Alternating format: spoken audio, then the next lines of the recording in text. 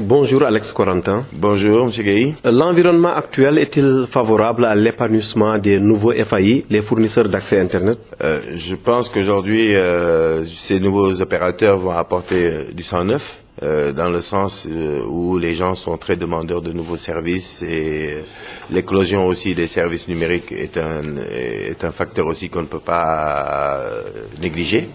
Donc c'est pour ça que je pense que réellement l'environnement, le développement de l'économie numérique, des jeunes pousses digitales qui sont en train de se faire dans le pays, le contexte général est à mon avis favorable justement au développement de ces FAI. J'insiste un peu sur l'environnement juridique. Surtout, on sait qu'on a allégé récemment les textes pour préparer l'arrivée de ces nouveaux FAI et leur permettre de faire un excellent travail. Oui, bon, je pense que dans les textes, effectivement, mettre en place des fournisseurs d'accès à Internet et leur donner la possibilité d'œuvrer est une très bonne chose, puisqu'en fait, nous avons toujours déploré le manque de concurrence dans ce secteur, puisqu'il y avait du moins un monopole de fait. Et donc, il était important que justement la concurrence s'ouvre justement à travers de nouveaux FAI. Donc, je pense que les textes ont joué dans ce sens-là leur rôle et puis ont répondu aux attentes qu'on pouvait espérer. Mais est-ce qu'on peut s'attendre à une révolution quand on sait que les opérateurs qui sont déjà ici, les opérateurs classiques, ils font quand même un travail peut-être pas extraordinaire, mais somme toute acceptable? Je pense que derrière, peut-être la seule bémol qu'on peut approcher, c'est le fait d'avoir couplé un peu ces FAI aux opérateurs. Je pense qu'on aurait dû, d'une certaine manière, laisser la possibilité à chaque FAI de pouvoir, de manière tout à fait libre, discuter avec les différents opérateurs et bénéficier et faire jouer la concurrence quant à leur secteur d'activité. Je pense que c'est dans ce contexte qu'on pourrait voir. Sans oublier aussi que dans le cadre de ces trois FAI, on oublie un FAI existant, dominant, qui n'a pas été pris en compte, c'est celui de l'opérateur historique, qui continue, qui lui, quand même, acte comme FAI. Donc, est-ce qu'il c'est un problème? Un problème dans la mesure où, pour moi, il devait apparaître dans le contexte, comme on ne doit pas dire qu'il y a 3 FAI, il y a 4 FAI, effectivement.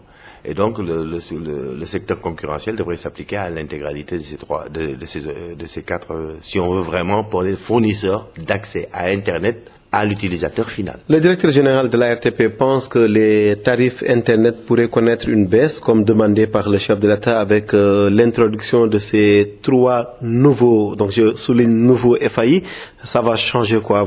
La difficulté que je vois à une baisse de tarifs, c'est que ces 3 nouveaux FAI actent dans des secteurs tout à fait différenciés et dans des zones géographiques qui leur sont allouées, donc où ils ne se font pas réellement une vraie concurrence. Donc, on sait que ce qui fait jouer les tarifs généralement à la baisse, c'est l'émergence d'une concurrence saine et loyale, mais de telle façon à donner à chaque citoyen la possibilité de choisir le FAI qui lui correspond en fonction des services qui lui sont affectés.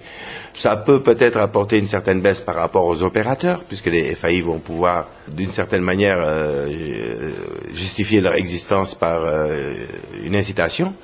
Mais je ne sais pas si réellement ça va faire baisser les tarifs de manière substantielle, étant donné qu'ils sont de toute façon adossés à ce qu'on appelle les opérateurs télécoms. Pour en revenir à la répartition géographique, vous ne la trouvez pas très pertinente? À mon sens, non. Parce que il aurait fallu laisser les gens peut-être travailler sur...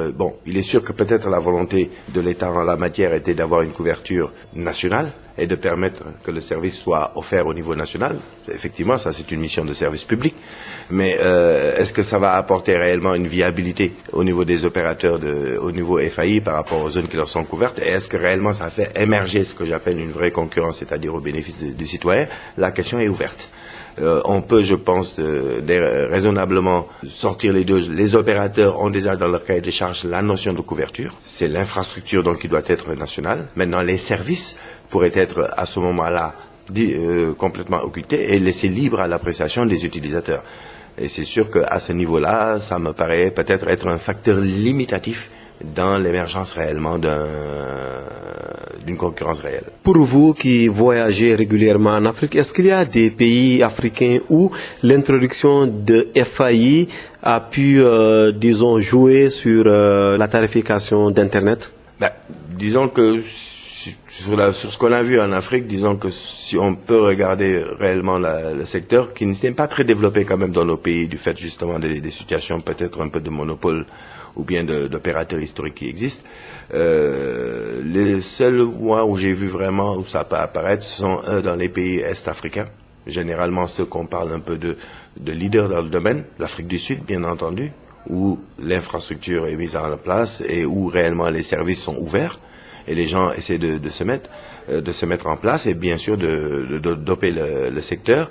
Et puis en Afrique de l'Est, le Kenya qui est cité souvent en évidence, mais là le Kenya effectivement il y a une fortitude d'offres qui sont mises à la disposition des gens, donc ce qui booste le secteur, ce qui permet vraiment une compétition. Si vous venez de nous prendre en cours, sachez qu'Alex Corentin, enseignant-chercheur à l'ESP, l'École supérieure polytechnique de Dakar, à l'Université Cheikh Anta Diop de Dakar, est l'invité d'RFM Matin, ce matin dans la partie réservée à la technologie. Une association de défense des usagers des TIC estime que la limitation des FAI à 3 constitue un blocage et viole les textes de la CEDEAO et de l'UEMOA. Le commentaire de celui qui a participé à la rédaction du Code des télécoms du Sénégal de 2001.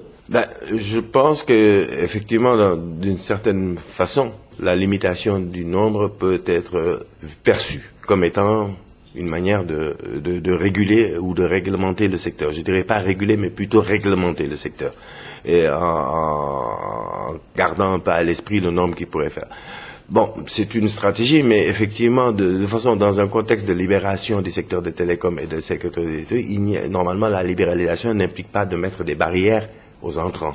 C'est plutôt de dire aux gens, vous êtes prêts, vous voulez investir, investissez dans le secteur, si vous en sortez, tant mieux, si vous en sortez pas, vous en faites les leçons. Mais est-ce qu'on peut aller jusqu'à dire que ça viole clairement les textes de la CEDEAO et de l'UEMOA? Je ne pense pas, parce que les textes de la CEDEAO et de l'UEMOA ne sont pas en tant que droit des textes. Ce sont des textes communautaires qui généralement fixent des orientations et demandent la libéralisation du secteur, etc., mais donnent à chaque État quand même la possibilité de les intégrer dans son contexte juridique de la manière qui lui sied le mieux en répondant à son contexte. Je pense que aucun pays n'a tout d'un coup libéralisé tous les secteurs. Pour regarder les secteurs limitrophes de l'UEMOA, où il n'y a pas cette émergence des FAI, pourtant les textes s'appliquent à eux aussi.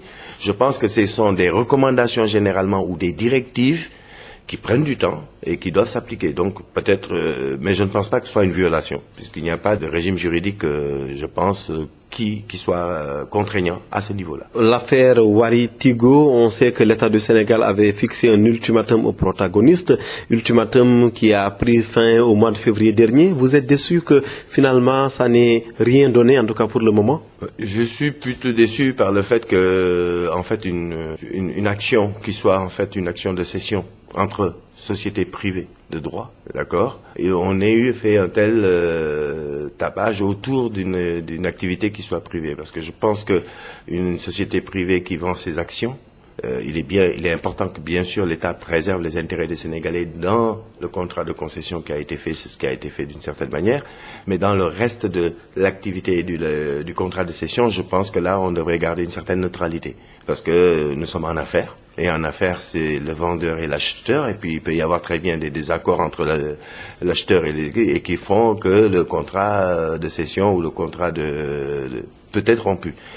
Bon, je pense que là, il y a quand même une dichotomie entre la volonté publique qui est la préservation des intérêts du Sénégalais et puis la préservation des intérêts des sociétés. Je pense que là, c'est très difficile de parler de préférence nationale, à mon avis, parce que quand même, quoi qu'on puisse dire, Tigo SA est une société sénégalaise, de droit sénégalais, tout autant que celle que les autres. Donc, c'est très difficile de dire ce qui passe. Moi, la déception que j'en aurais, c'est que peut-être, bon, on en parle, mais effectivement, à ce niveau d'aujourd'hui, personne ne dit plus ce qu'il en est, et donc effectivement, ça entraîne des supputations. Et une ingérence peut-être de l'État dans cet aspect me paraît un peu gênante. Vous n'êtes ni du privé, ni du public. Alex Corentin, vous avez l'avantage d'être au-dessus de la mêlée. Quel est le candidat aujourd'hui, le meilleur candidat au rachat de Tigo? Pour moi, je n'ai pas d'opinion. Il y a des opérateurs économiques qui vont investir dans un opérateur de télécom qui a plus ou moins de succès. Ça, c'est déjà une affaire de business. Mais deuxième chose, est-ce que cet opérateur qui va le prendre préserve les intérêts du contrat de cession, du contrat de concession qui a été donné à Tigo, dans le sens de développement du secteur, dans le sens de la préservation des intérêts du Sénégalais, Quand je parle du Sénégalais, je parle vraiment des citoyens, nonobstant toute autre considération. Et je pense que derrière, il aurait mieux, on doit plus s'appesantir sur ce que cette société qui a un devoir de concession du service public effectue pour le bien du citoyen et pour le développement du secteur du secteur. Et je pense que pour moi, le meilleur, c'est celui qui présentera le meilleur dossier qui va dans ce sens-là. Économiquement, je ne peux pas me prononcer parce que le plus riche peut le faire. N'importe qui peut le faire pour qu'il ait de l'argent, mais c'est quelle est la volonté qui accompagne et quelle est la vision qu'a cet opérateur en se mettant dans le contexte concurrentiel qu'il y a aujourd'hui. On parle beaucoup de Free. Free est un modèle qu'on peut mettre en exemple, bon, qui a été décrié dans certains pays, qui a été applaudi dans d'autres pays. Pourquoi décrié? Pourquoi applaudi? Peut-être par les méthodes dans lesquelles on a taxé, peut-être je ne connais pas Xavier Niel proprement, mais il a été souvent taxé de dumping, etc., de passage en force auprès des opérateurs, etc. Mais je pense quand même, quoi qu'on puisse dire, c'est une success story business. Mais surtout, c'est quelque chose, une success story au niveau des citoyens. Il offre des offres de qualité à des tarifs intéressants. On va terminer avec les OTT, les over the top pour nos auditeurs, des applications comme WhatsApp, Skype, Viber. Est-ce que aujourd'hui, parce qu'on en parle beaucoup, est-ce que l'État du Sénégal envisagerait carrément leur blocage? Ce serait remettre en cause un des principes fondateurs de la neutralité du net. Parce que ça s'est passé aux États-Unis.